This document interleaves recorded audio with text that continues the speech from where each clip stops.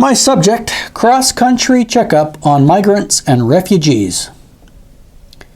On June 28, 2015, a few months ago, CBC's nationwide Sunday call-in show was about whether Canada should receive more refugees and migrants than it already does. The discussion soon turned into a conversation about immigrants generally.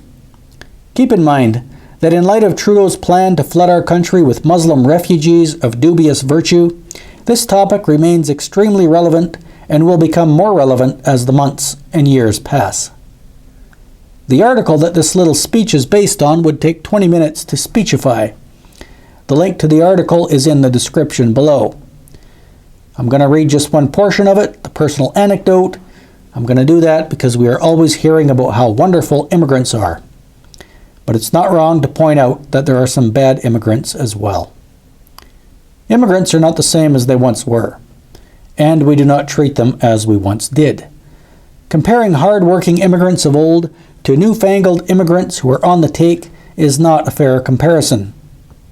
It's like comparing a basket of good apples with the odd bad one in it to a basket of spoiled apples with the odd shiny one in it.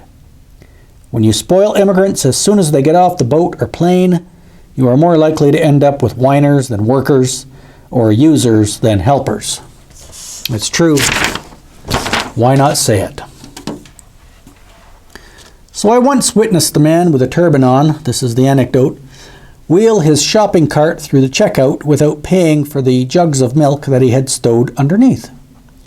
It took me off guard, and the sight of his kids threw me off some more, and by the time I had decided to say something, it was too late. This is what I am talking about. The man was a cold-hearted taker. He was a thief. There is no justification for being a thief, is there? My guess is that had I gone outside, I would have witnessed him getting into a late model car. Immigrants have an aversion to cars that don't look new. Have you ever noticed that? Try to spot one driving a beater. The beaters are for your sons and daughters who can't find jobs. Since that incident at the supermarket, I have steeled myself to never overlook theft again. The passivity and hesitation that got the better of me that day still nag me, and I'm thankful for it. It means that I'm leaning on the right side even though I don't always respond in the right way. This immigrant was no doubt helped by government agencies and programs that the rest of us don't even know exist, and what thanks does he extend?